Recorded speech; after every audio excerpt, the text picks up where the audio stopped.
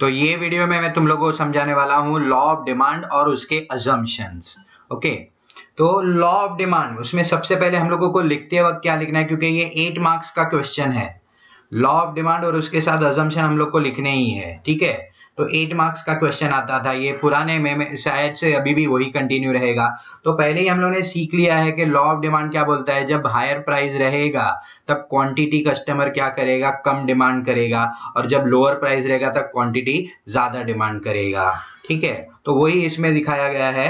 According to professor Alfred Marshall, other things being equal, other things being equal मतलब बाकी सारे जो जो डिटर्मिनेंट्स है डिमांड के, वो सब क्या रहने चाहिए, equal. For example income, taste, habit, preference, वो सब सब क्या रहना चाहिए, कस्टमर का इक्वल रहे, वो सेम होना चाहिए, कांस्टेंट होना चाहिए। Higher the price of the commodity, smaller is the quantity demanded, मतलब कि प्राइस ज्यादा रहेगा तो क्वांटिटी कम डिमांड करेगी, और lower the price of the commodity, larger is the quantity demanded, अगर प्राइस लोअर रहेगा तो क्वांटिटी ज्यादा डिमांड करेगी, ठीक है। और इसकी वजह एक ही है, क्योंकि जब प्राइस लोअर रहता है तब उनकी उनकी परचेसिंग पावर बढ़ जाती है, उनके पास एक्स्ट्रा पैसे बच जाते हैं, तो वो लोग ज्यादा खरीदते हैं, ठीक है। अभी यही इन अदर वर्ड्स का है, वो भी मैं थोड़ा बोल देता हूँ। In other words, other factors remaining constant, if the price of a commodity rises, demand for it falls, जब प्राइस बढ़ जाएगा तो उसकी डिमांड क्या हो जाती है, कम हो जाती है। And when the price of the commodity falls, demand for the commodity rises, ठीक है। Thus there is an inverse relationship between the price and the quantity demanded. ये भी बहुत इंटरेस्टिंग है कि प्राइस और क्वांटिटी डिमांडेड में कौन सा रिलेशन है, इनवर्स रिलेशन। मतलब कि हायर प्राइस होगा तब डिमांड क्या हो जाएगा, कम, क्वांटिटी डिमांड क्या होएगा, कम। तो एक एक देखो यहाँ पे मैं ये समझ रहा हूँ कि प्राइस हायर है तो डिमांड क्या, क्वांटिटी डिमांड क्या होगा, कम। तो ये इनवर्स रिलेशन है, प्राइस बढ़ रहा है तो डिमांड क्या हो रहा है, कम, और उसका उल्टा अगर प्राइस कम होगा तो डिमांड बढ़ जाएगा। तो ये दोनों बताते हैं इन दोनों में क्या है, इनवर्स रिलेशनशिप है, ठीक है। उसके बाद symbolically, demand is quantity demanded x, एक सेकेंड, ओके नीचे ही है,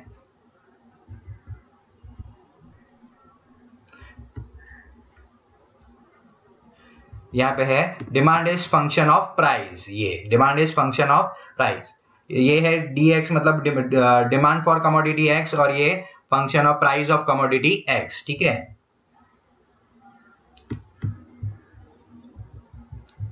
तुम चाहिए तो स्टार्ट में, शुरू में क्या कर सकते हो, आंसर अगर तुम लोग को लिखने आया तो तुम लोगों को सबसे पहले क्या करना है, स्टेटमेंट ऑफ लॉ लिख देने का। इन अदर वर्ड्स अगर तुमको जमता है तो लिखो, ये तो direct demand is function of price लिख सकते हो तुम लोग इतना। उसके बाद कहां से लिखना है, क्या क्या लिखना है, अजम्पशंस करने हैं हम लोगों को आज इसके साथ। तो ये रहा, एक्स कमोडिटी एक्स है, ये फंक्शन है, और ये प्राइस ऑफ कमोडिटी एक्स, ठीक है।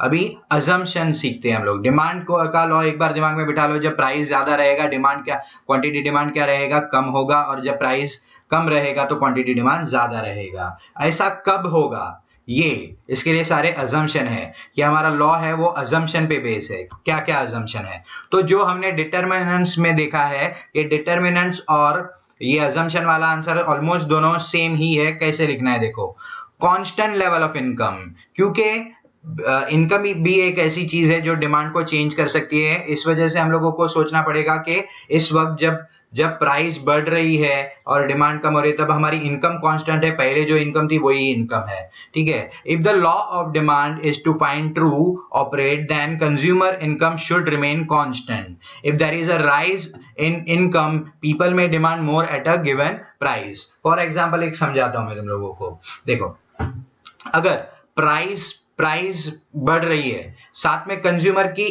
इनकम कांस्टेंट होनी चाहिए, बट कंज्यूमर की इनकम, अगर कंज्यूमर की इनकम भी बढ़ रही है, प्राइस भी बढ़ा और इनकम भी बढ़ गया, तो क्या होगा, प्राइस बढ़ गया लेकिन इनकम बढ़ गया, इसके लिए कंज्यूमर क्या करेगा, फिर भी ज्यादा डिमांड करेगा, बराबर। इसलिए अज्यूम किया गया है कि अगर प्राइस बढ़ रही है और डिमांड, अगर इनकम कांस्टेंट है, तब जाके क्या होगा, जब प्राइस बढ़ेगी, इनकम कांस्टेंट है तो डिमांड कम हो जाएगी क्योंकि प्राइस बढ़ गया, ठीक है।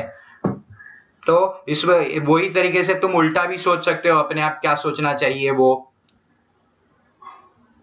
नेक्स्ट है, no change in size of population, यहाँ पे बोल रहे कि अगर लॉ अगर एप्लीकेबल होना चाहिए तो उस तभी क्या होना चाहिए, पॉपुलेशन चेंज होना नहीं चाहिए। मतलब साइज, अगर देखो प्राइस बढ़ गया, अगर प्राइस बढ़ गया और साइज ऑफ पॉपुलेशन भी बढ़ गया, प्राइस के साथ पॉपुलेशन भी बढ़ते जा रहा है, तो प्राइस बढ़ने के बावजूद क्या हो जाएगा, प्राइस बढ़ रहा है तभी तभी तो होना क्या चाहिए कि क्वांटिटी डिमांड कम होना चाहिए। लेकिन इस वक्त यहाँ पे क्योंकि पॉपुलेशन बढ़ रहा है इसलिए प्राइस बढ़ेगा तो भी उसका डिमांड क्या होएगा, बढ़ेगा। इसके लिए यहाँ पे सोच रहे हैं कि ये अजम्पशन कि जब प्राइस बढ़े बराबर तब साइज ऑफ पॉपुलेशन कांस्टेंट रहना चाहिए, तो प्राइस बढ़ेगा तो क्वांटिटी डिमांड क्या हो जाएगा, कम हो जाएगा तभी। सेम ऐसे ही सभी पे है। Third point, price of substitute goods should remain constant. Price of substitute goods क्या रहना चाहिए, कांस्टेंट रहना चाहिए। फॉर एग्जांपल, अगर हम लोग समझते हैं कि दो प्रोडक्ट है, एक थम्स अप है और एक कोको कोला है, तो समझो कि थम्स अप का प्राइस है 10 रुपीज और कोको कोला का अभी प्राइस है 9 रुपीज। तो फिलहाल तो कोको कोला का डिमांड थोड़ा ज्यादा रहेगा क्योंकि वो सस्ता है। अभी समझो थम्स अप का प्राइस 10 से हो गया 11, 10 से हो गया 11 और सामने कोको कोला का प्राइस है ना 9 से सीधा हो गया 12 रुपीज। हमारा थम्स अप का प्राइस क्या हो गया है, बढ़ गया है। तो थम्स अप के ऊपर क्या इफेक्ट होना चाहिए वो पहले सोचो। अगर थम्स अप का प्राइस बढ़ गया है 10 से 11 तो उसका डिमांड कम होना चाहिए क्योंकि उसका प्राइस बढ़ा है। लेकिन यहाँ पे उसके साथ में जो एक सब्स्टिट्यूट था उसका क्या हो गया, उसका प्राइस वो 11 से भी ज्यादा बढ़ गया। इधर इसका कोको कोला का प्राइस हो गया 12, तो ये इससे भी महंगा हो गया। तो क्योंकि अभी वो थम्स अप सस्ता दिख रहा है हम लोगों को 12 के सामने, इसके वजह से क्या हो जाएगा, थम्स अप का डिमांड बढ़ जाएगा। जबकि लॉ तो क्या बोलता है, जब प्राइस बढ़ेगा प्रोडक्ट का तो उसका डिमांड क्या होना चाहिए, कम होना चाहिए। बट सब्स्टिट्यूट उससे भी ज्यादा महंगा हो गया, इस वजह से यहाँ पे क्या हुआ कि हमारा जो थम्स अप है वो अभी भी थम्स अप हमारा उसका डिमांड बढ़ रहा है। लेकिन यहाँ पे लॉ बोल रहा है कि अगर हम लोग ये लॉ एप्लीकेबल होना चाहिए तो यहाँ पे ये जो हम लोगों का सब्स्टिट्यूट गुड्स है उसके प्राइस को कुछ भी नहीं होना चाहिए। अगर ये कोको कोला अभी भी 9 रुपए में ही मिल रहा है और हमारा थम्स अप 10 से 11 हो गया तो उसका डिमांड कम हो जाएगा। ठीक है, इसके लिए बोल रहे हैं यहाँ पे कि price of substitute goods remain constant. Next fourth point है हमारा, price of complementary goods remain constant. ये भी एकदम सिंपल है। अगर हम लोग देखें कार और पेट्रोल में अगर पेट्रोल के भाव, हमारा कार का प्राइस सोचो कम हो गया है, समझो कि कार का प्राइस कम हो गया है। कार का प्राइस कम होने पे क्या होना चाहिए, कार के प्राइस कम होने पे उसका डिमांड बढ़ना चाहिए। बट सामने उसका जो कॉम्प्लीमेंट्री गुड्स है पेट्रोल, उसका पेट्रोल का भाव एकदम बढ़ रहा है, पेट्रोल का भाव बहुत बढ़ रहा है। तो पेट्रोल का भाव बढ़ रहा है, इस वजह से लोग क्या करेंगे, कार का डिमांड नहीं करेंगे। जबकि कार का डिमांड होना चाहिए था, उसका प्राइस क्या हुआ है, कम हुआ है।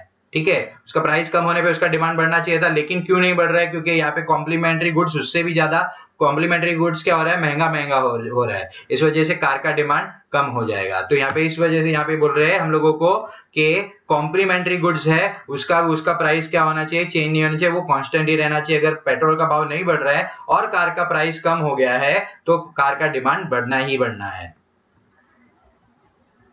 नेक्स्ट पॉइंट है fifth point, no expectation about the future change in the price.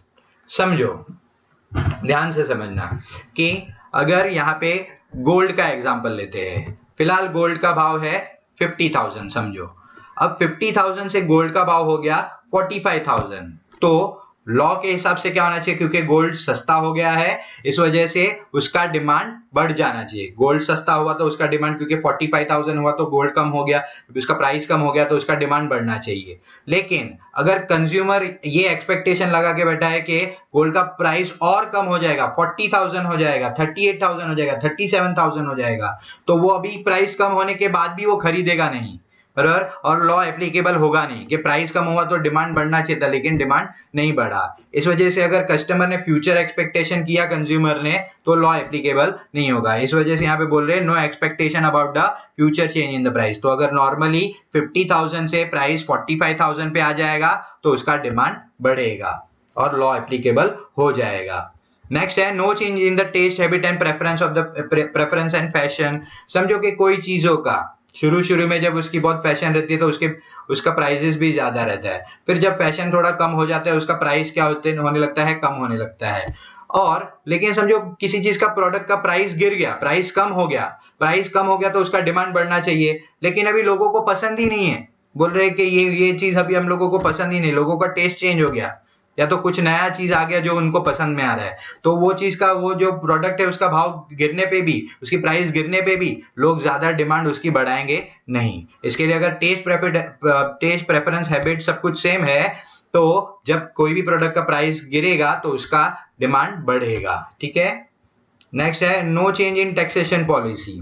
ठीक है, तो यहाँ पे बोल रहे हैं taxation policy of government has great impact on the demand of the various goods and services, therefore it is assumed that there is no change in the policy of the taxation declared by the government। मतलब कि किसी भी चीज का अगर समझो हम लोगों ने प्राइस बढ़ा दिया, बोलो ने प्राइस तो बढ़ गया है बराबर, लेकिन गवर्नमेंट ने किसी चीज पे टैक्स कम कर दिया, तो वो क्या हो जाएगा, प्राइस बढ़ गया है लेकिन टैक्स कम होने की वजह से फिर भी वो प्रोडक्ट ज्यादा बिकेगा, जबकि प्राइस बढ़ने की वजह से तो क्या होना चाहिए, प्राइस बढ़ने की वजह से तो ये होना चाहिए था कि डिमांड कम हो जाए, लेकिन गवर्नमेंट ने टैक्स कम कर दिया उस प्रोडक्ट पे, तो उस वजह से लोग ज्यादा खरीद रहे हैं। ठीक है, ऐसा लग्जरियस गुड्स में हो सकता है, तो वो भी क्या रहना चाहिए, कांस्टेंट। तो ये यहां तक हमारा एक तो लॉ हो गया, और ये 7 पॉइंट हो गए अजम्पशंस के। ओके, अजम्पशंस के बाद हम लोगों को साथ में उसके बाद में तुम देख सकते हो कि लॉ के साथ में अगर तुम ये डिमांड का शेड्यूल बना दो, ठीक है, तो वो भी अच्छा है। तो डिमांड का शेड्यूल तो बहुत इजी है, यहाँ पे देखो, वो मैंने पहले भी तुम लोगों को बताया है, वही डिमांड शेड्यूल वैसे ही टाइप का है, इंडिविजुअल डिमांड में बताया था वैसा, कि quantity demanded of the commodity, यहाँ पे देखो प्राइस ऑफ द कमोडिटी क्या है, 50 रुपीज। इसका एक हम लोग डायग्राम भी बना देते हैं प्राइस डिमांड शेड्यूल का। डिमांड शेड्यूल क्या है, price of commodity x is equal to 50 है, एक प्रोडक्ट समझो वो 50 रुपीज केजी में बिक रहा है, तब वो इंसान कितना डिमांड कर रहा है, 1 kg डिमांड कर रहा है। ठीक है, फिर जब उसका प्राइस 40 हो जाएगा, तो प्राइस कम हो गया, तो क्या होना चाहिए, लॉ के हिसाब से डिमांड बढ़ना चाहिए, और डिमांड बढ़ेगा और कितना हो गया, 2 kg। उसी हिसाब से जब 30 रुपीज पर केजी होएगा उसका रेट, तब वो कितना डिमांड करेगा, 3 kg डिमांड करेगा, और आगे वैसे ही जैसे जैसे प्राइस कम 20 हुआ, 4 kg, 10 हुआ तो 5 kg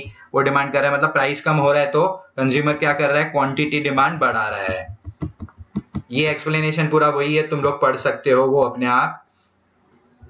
नेक्स्ट में अभी नीचे कर्व बता देता हूँ, डिमांड कर्व। तो ऊपर तुमने देखा रहेगा 50, यहाँ पे देखो हमको कैसे बनाना है, यहाँ पे हम ये x एक्सिस और y एक्सिस करके इतना बना देंगे, और उसके बाद यहाँ पे हम लोगों को यहाँ नीचे x एक्सिस पे क्या लेना है, क्वांटिटी डिमांडेड इन केजी, और यहाँ पे लेना है प्राइस। ठीक है, y एक्सिस पे तो यहाँ पे 0 से चालू करेंगे, यहाँ पे तुमको पता ही है प्राइजेस क्या था, 10, 20, 30, 40, 50, एक्चुअली 50 से लेके था तो हम लोगों को, लेकिन यहाँ पे 0 से लेके 10, 20, एक एक बॉक्स में 20, 1 सेंटीमीटर में 10, 20, 30, 40, 50 ले लेने का। उसके बाद एक एक बॉक्स में 1, 2, 3, 4, 5 ले लेंगे, और फिर तुम जब फर्स्ट देखोगे तो जब 50 रुपीज ऊपर से देखेंगे, ऊपर से होगा, जब 50 रुपीज था तो कंज्यूमर तब क्या करते जा रहा है, प्राइस 50 था तो वो कितना, सिर्फ 1 kg डिमांड कर रहा था। फिर जब प्राइस हो गया है 40 रुपीज, जब प्राइस 40 रुपीज हो गया है तो कंज्यूमर, क्योंकि अभी वो चीप हो गया, थोड़ा सस्ता हो गया गुड्स, तो उस वजह से वो 40 क्या है, तो वो कितना डिमांड कर रहा है, 2 kg। प्राइस कम दिख रहा है, यहाँ पे देखो प्राइस क्या हो रहा है, कम हो रहा है, और क्वांटिटी डिमांड क्या हो रहा है, बढ़ रहा है। ठीक है, क्योंकि प्राइस कम। फिर और प्राइस 30 पे हो गया तो वो 3 kg डिमांड कर रहा है, फिर और प्राइस 20 हो गया तो वो 4 kg, और प्राइस 10 हो गया तो वो 5 kg डिमांड कर रहा है। इसके लिए जैसे जैसे प्राइस, जैसे यहाँ पे देख लो, जहां जैसे जैसे प्राइस क्या हो रहा है कम, वैसे वैसे कंज्यूमर क्या कर रहा है, क्वांटिटी डिमांड बढ़ाते जा रहा है। इसके लिए डिमांड का, ये प्राइस और डिमांड के बीच में कौन सा रिलेशन है, इनवर्स रिलेशनशिप है, और इस वजह से जिसमें भी इनवर्स रिलेशनशिप है तो ये यहाँ पे डिमांड का कर्व का स्लोप क्या मिलेगा तुमको, डाउनवर्ड स्लोपिंग मिलेगा, downward sloping from left to right. तुम देख सकते हो डायग्राम स्टार्ट कहां से हुआ, ऊपर लेफ्ट से, और वो राइट की तरफ जा रहा है। ठीक है,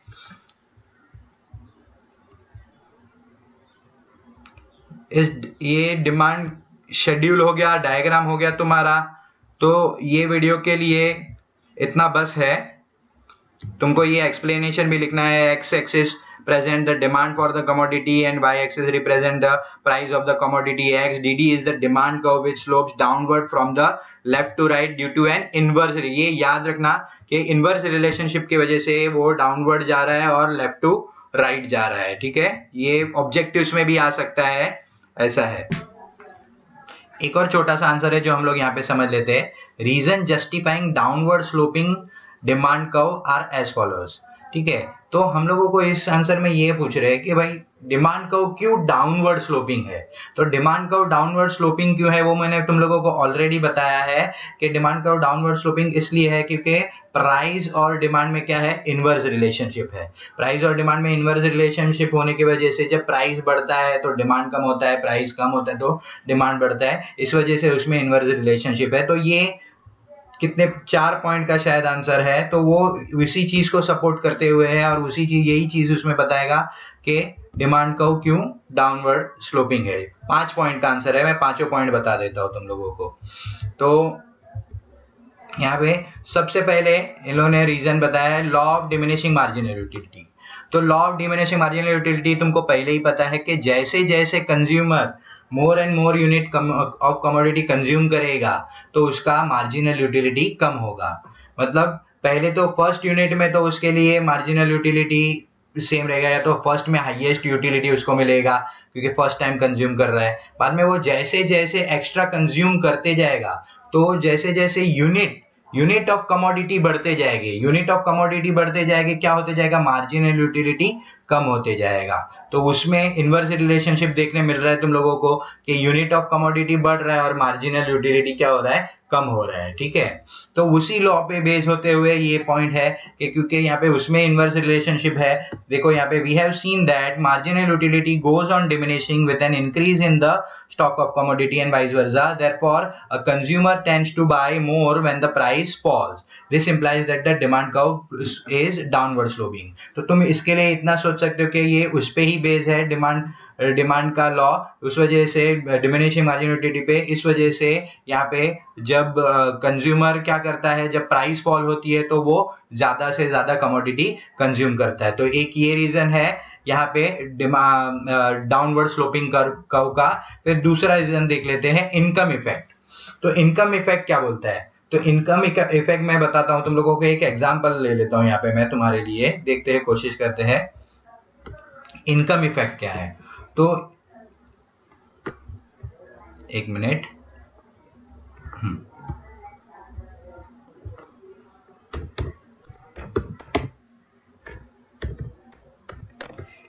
इनकम इफेक्ट, इसमें कंज्यूमर का तुमको पता है कि जब प्राइस जब कंज्यूमर का नॉर्मल इनकम इफेक्ट क्या है, इनकम क्या है कि जब प्राइस बढ़ता है, जब प्राइस बढ़ रहा है लेकिन इनकम बढ़ेगा उसका, तो तभी भी वो ज्यादा ही खरीदेगा। तो यहाँ पे लेकिन वैसा ये इनकम इफेक्ट क्या बोलना चाह रहे हैं वो मैं तुमको बताता हूं कि सपोज मैं एक है ना शॉप में गया और मैंने एक प्रोडक्ट का भाव निकाल के रखा था। समझो एक कोई बुक थी जो मुझे चाहिए थी, ठीक है, वो बुक मुझे लेनी थी, वो बुक का प्राइस है समझो 100 रुपीज, ओके। और वो मुझे पता ही है कि भाई ये बुक या तो जो भी कोई भी एक चीज है जो मुझे पता था कि 100 रुपीज में आएगा, तो मैं अपने पास 100 रुपीज लेके जाऊंगा वो लेने के लिए, ठीक है। तो अब मैं जब वो 100 रुपीज लेने गया, उसे वो बुक लेने गया, ठीक है, तो जब मैं बुक लेने गया तो मैंने उसको बोला भाई वो बुक दे देना मेरे को, एक नोटबुक है समझो वो, ठीक है। तो मैंने वो 100 रुपीज उनको निकाल के दिया।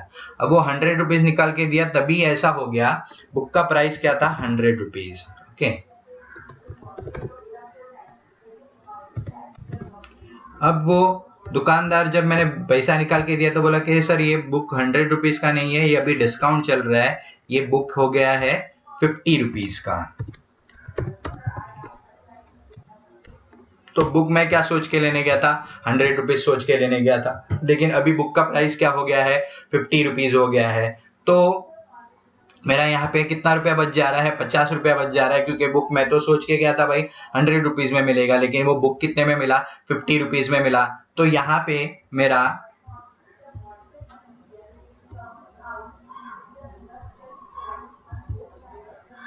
₹100 में से 50 रुपीज ही यूज हो रहा है और 50 रुपीज बच जा रहा है। तो ये जो 50 रुपीज मेरा अभी यहाँ पे ये 50 खर्चा हो गया, लेकिन कितना बच गया, 50 रुपीज बच गया। जो 50 रुपीज बच गया उसको बोलते हैं, उसकी वजह से मेरा परचेसिंग पावर बढ़ जाएगा, वो मेरा रियल इनकम है। वो कैसे, मेरा पैसा बच गया भाई, बरोबर, पैसा बच जा रहा है वो 50 रुपया। तो ये जो 50 रुपया जो बच गया उसको बोलते हैं रियल इनकम, ठीक है, उसको बोलते हैं रियल इनकम।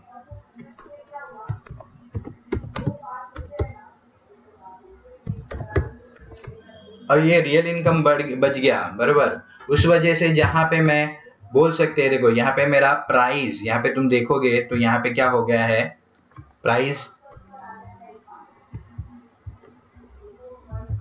फॉल हो गया है।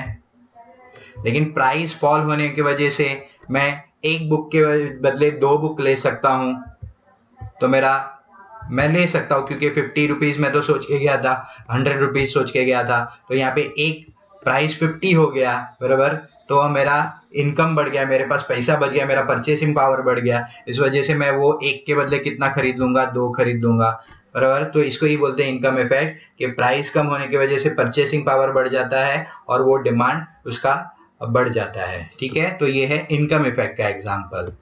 उसके बाद इनकम इफेक्ट के बाद कौन सा है देखते हैं हम लोग, पॉइंट ये क्लियर कर लेते हैं।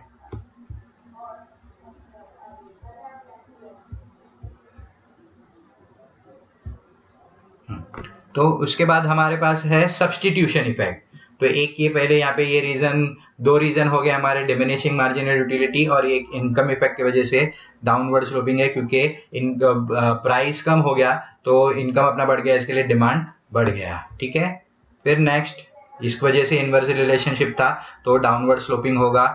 नेक्स्ट है सब्स्टिट्यूशन इफेक्ट। सब्स्टिट्यूशन इफेक्ट में क्या है, in case of substitute goods when price of commodity rises the consumer tends to buy more of its substitute and less of commodity whose price has increased. This is known as substitution effect. इसको भी एक example ले लेते हैं हम लोग। तो substitution effect,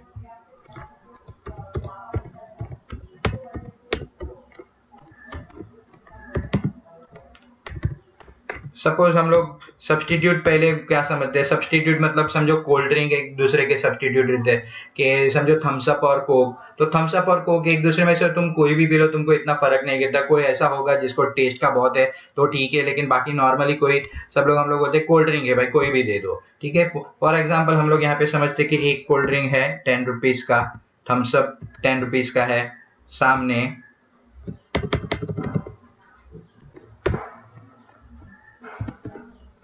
Coke भी है, वो भी 10 रुपीज का है।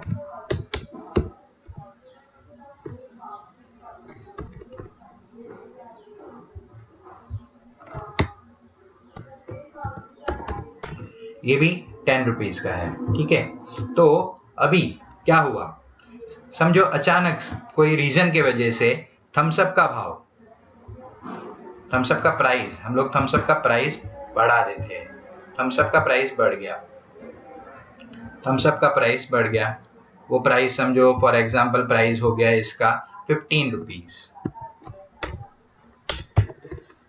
ओके, थम्सअप का प्राइस 15 रुपीज हो गया, कोक के प्राइस में कोई भी फर्क नहीं है। ठीक है, तो लेकिन यहाँ पे प्राइस किसका बढ़ा है, थम्सअप का बढ़ा हुआ है।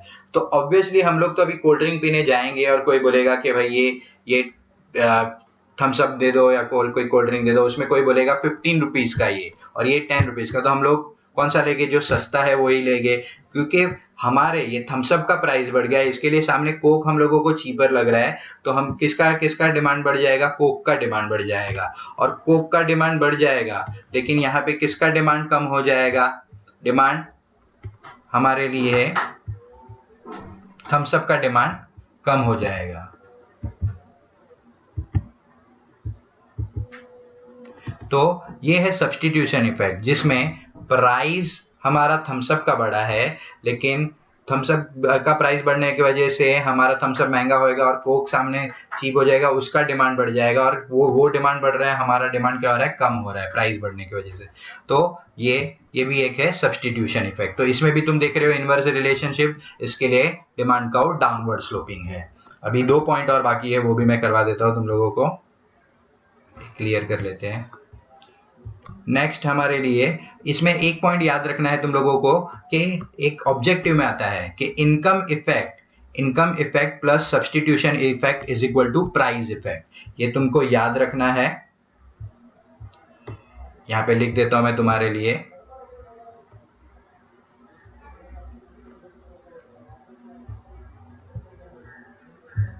ये ऑब्जेक्टिव्स में आ सकता है तुमको, इनकम इफेक्ट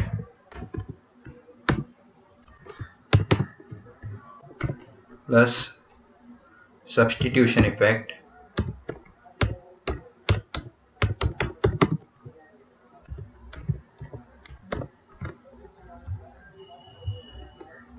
is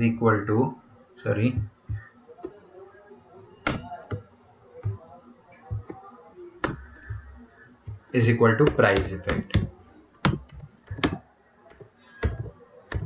ये ऑब्जेक्टिव्स में आ सकता है, ये याद रखना है तुम लोगों को।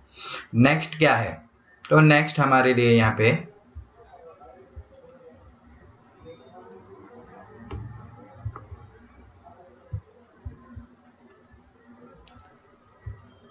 सब्स्टिट्यूशन इफेक्ट हो गया हमारा।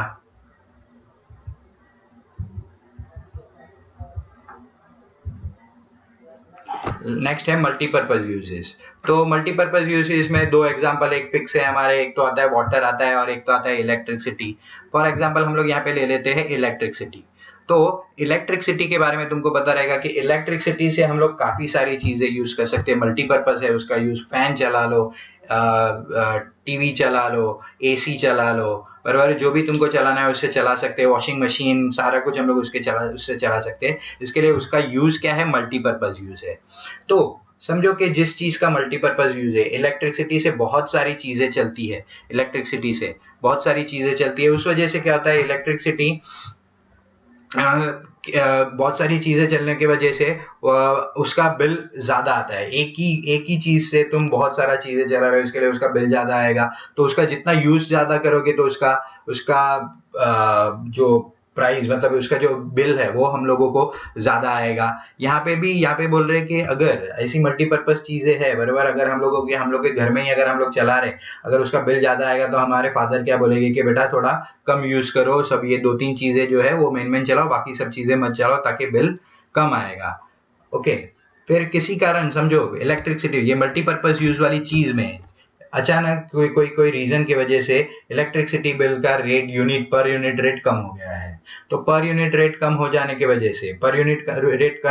वजह से हम लोग ऐसा सोच सकते हैं कि चलो भाई अभी थोड़ा एसी भी चलाओ, सब कुछ चलाओ थोड़ा आराम से, पर यूनिट रेट क्या हो गया है, कम। तो उसका प्राइस गिर गया लेकिन उसका डिमांड क्या हो गया, बढ़ गया, क्योंकि उसका मल्टीपर्पज यूज था। तो लोगों ने सोचा चलो प्राइस अभी कम है तो थोड़ा ज्यादा आराम से अपन यूज कर लेते हैं, गर्मी है एसी वेसी चला लेते हैं। ओके, तो यहाँ पे प्राइस कम हो रहा है तो डिमांड बढ़ रहा है। तो इसके वजह से इनवर्स रिलेशनशिप इसके लिए स्लोप डाउनवर्ड रहेगा डिमांड का, उसका कर्व का। नेक्स्ट है न्यू कंज्यूमर। समझो कि मेरा एक शॉप है जिसमें मैंने मतलब मेरे पहले से तुम लोग कस्टमर हो, कुछ 10-12-15 मेरे कस्टमर है पहले से। ओके, अब मुझे नए कस्टमर लाने हैं, तो मैं नए कस्टमर लाने के लिए मैं क्या करूंगा, नए कस्टमर लाने के लिए हो सकता है मैं डिस्काउंट दे दूं, और मैं डिस्काउंट तभी मेरे पास नए कस्टमर आएंगे, और डिस्काउंट देने की वजह से नए कस्टमर आना चालू हो गए। तो यहाँ पे जब मैंने डिस्काउंट दिया, तब जब डिस्काउंट दिया मतलब मैंने क्या किया, प्राइस को कम कर दिया, और मैंने प्राइस को कम कर दिया तो इधर मेरा कस्टमर का डिमांड बढ़ गया, मेरे को नए नए कस्टमर आने लगे और मेरा डिमांड बढ़ गया। तो इधर भी प्राइस कम हुआ है और डिमांड बढ़ गया है। ठीक है, ये भी यहाँ पे बता रहा है इनवर्स रिलेशनशिप, और इस वजह से डिमांड का क्या है, डाउनवर्ड स्लोपिंग। मैं पांचों पॉइंट एक बार तुम लोगों को बोल दूं। सबसे पहला पॉइंट है डिमिनिशिंग मार्जिनल यूटिलिटी, दूसरा है इनकम इफेक्ट, तीसरा है सब्स्टिट्यूशन इफेक्ट। इसमें एक पॉइंट याद रखना है, income effect plus substitution effect is equal to price effect. तीसरा है हमारे पास यहाँ पे मल्टीपर्पज यूजेस, और चौथा है न्यू कस्टमर। ठीक है, ये 5 पॉइंट का आंसर है, इंपॉर्टेंट है, अच्छा है आंसर, तुम लोग आराम से कर सकते हो अभी। ओके।